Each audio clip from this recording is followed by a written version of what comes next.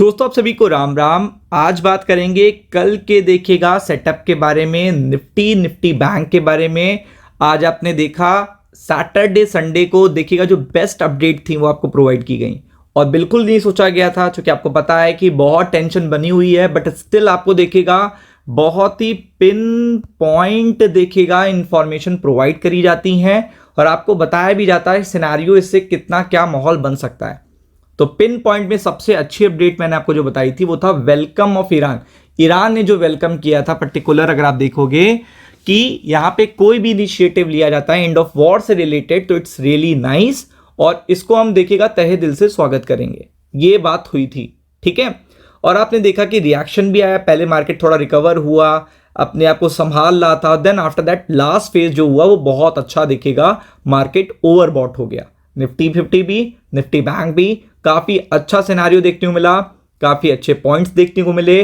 आपको कल बताए गए थे जो पर्टिकुलर देखिएगा लेवल, रेजिस्टेंस, सपोर्ट, वो भी आपको देखने को मिले। तो वो चीज सबसे अच्छी होती है कि आपको जानकारी होनी चाहिए जब मार्केट एक्सट्रीमली ओवरसोल्ड है, तो एक छोटी सी गुड इंफॉर्मेशन भी बहुत बड़ा रिएक्शन देती है। बट अब आपको यहां पे ट्रैप भी नहीं होना है कि अब ये रिकवरी आ गई तो कल और बड़ी आएगी, फिर उससे और बड़ी आएगी, नहीं। अब थोड़ा सा ठहरना है कि आगे की एक्टिविटी क्या होने वाली है। तो इस पर्टिकुलर वीडियो में 3 पर्टिकुलर बैड न्यूज भी हैं और कल की स्ट्रैटेजी रहेगी वो सेल ऑन राइज की रहेगी, मतलब सेल ऑन राइज की स्ट्रैटेजी आपको देखने को मिलेगी। तो आप देख सकते हो यहाँ पे सबसे पहले यूएस मार्केट के सेंटिमेंट में फेड देखिएगा कुछ अच्छा नहीं बोलने वाला है, ये आपको पता है। इसी पर्टिकुलर वीक में आने वाला है फेड और उसको स्ट्रेट ऑफ हॉर्मुज की भी कंडीशन पता है, उसको इन्फ्लेशन की कंडीशन भी पता है, उसको पर्टिकुलर देखिएगा ट्रम्प की आगे की नीतियां भी पता हैं, चाहे वो टैरिफ से रिलेटेड हो, चाहे देखिएगा इन्फ्लेशन से रिलेटेड हो या एनर्जी क्राइसिस से रिलेटेड हो। तो ये एक निगेटिव सेंटिमेंट क्रिएट करेगा जो 24 घंटे के बाद करेगा, क्योंकि वेडनेसडे को फेड आ रहा है। ये तो बात हो गई। फिर जापान से भी अपडेट आनी है बैंक ऑफ इंटरेस्ट को लेकर, रेट ऑफ इंटरेस्ट को लेकर।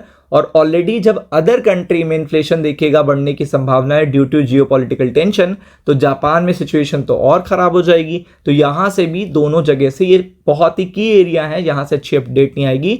और 24 से 48 घंटे में ट्रंप ने अपील करी है मल्टीपल कंट्री से कि वो अपने वॉरशिप को डिप्लॉय करें ताकि सुरक्षा के साथ अपने पर्टिकुलर टैंकर वहां से निकाले जा सकें।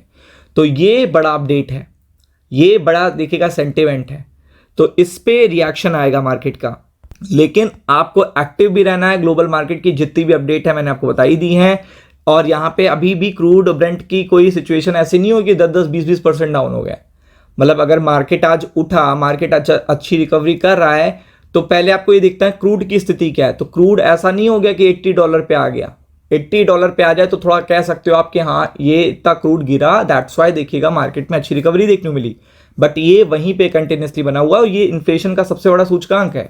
मतलब सारे जो इकोनॉमिक लॉस होंगे वो पर्टिकुलर क्राइसिस होंगे एनर्जी से ही, अगर ये बना रहा इस पे 10 दिन, 15 दिन, 20 दिन भी, तो ये बहुत बड़ी चीज़ है। क्योंकि जो $57 में चीज़ आपको मिल रही थी उससे भी कम में मिल रही थी, वो डबल हो गई है जस्ट। तो ये बड़ा टेंशन की बात है कल के लिए, ठीक है। फिर आगे बढ़ते हैं। तो आगे ये देखिएगा दुबई एयरपोर्ट पे फिर से 10 मिनट पहले ये देखिएगा ये जजीरा की अपडेट है, आप देख सकते हो यहाँ पे। और दुबई एयरपोर्ट पे देखिएगा फिर से अटैक हुआ, ड्रोन अटैक देखने को मिला है, आप देख सकते हो यहाँ पे क्लियरिटी के साथ। और ये जब जब होता है तो मिडिल ईस्ट में टेंशन बढ़ जाती है, क्योंकि आपको पता है कि मिडिल ईस्ट का भी बहुत बड़ा इकोनॉमिक लॉस हो रहा है, उसके यूएस में बहुत सारे इन्वेस्टमेंट हैं, तो वो चीज़ देखिएगा टेंशन वाली है। फिर अगर आप देखेंगे तो यहाँ पे इंडियन को इवैक्यूएट कराया जा रहा है जल्द से जल्द मिडिल ईस्ट से। तो यानी कि टेंशन अगर खत्म होने वाली होती तो ये सोचा जाता है चलो रिलैक्सेशन रखो, लेकिन खत्म नहीं होने वाली है, टेंशन बढ़ ही रही है। तो इवैक्यूएशन भी देखिएगा फॉरेन मिनिस्टर ऑफ इंडिया ने यहाँ पे दिया है। फिर अगर आप देखेंगे तो यहाँ पे सारा खेल स्ट्रेट ऑफ हॉर्मुज पे है कि वी कंट्रोल, अब हम कंट्रोल करेंगे। अब ट्रम्प का नेक्स्ट प्लान है कि हम कंट्रोल करेंगे स्ट्रेट ऑफ हॉर्मुज को। तो ये टेंशन बढ़ाने वाली अपडेट्स हैं और इसी कारण से देखिएगा जो असर पड़ेगा वो पूरे मार्केट पे आपको देखने को मिलेगा, निफ्टी पे, निफ्टी बैंक पे। तो देखिए स्पेसिफिकली कुछ बताना तो अलग चीज है। देखिएगा सेल ऑन राइज स्ट्रैटेजी लगेगी, जो स्ट्रैटेजी रहेगी वो सेल ऑन राइज की रहेगी। अगर निफ्टी में है फ्लैट ओपन हो जाता है, गैप अप ओपन हो जाता है तो बहुत अच्छी बात है ये। लेकिन फ्लैट भी ओपन होता है तो देखिएगा निफ्टी में 150 की रेंज रखनी है आपको सेल ऑन राइज में, 150 की, जहां से भी ओपन होता है, गैप अप होता है या स्ट्रेट होता है, मतलब फ्लैट होता है।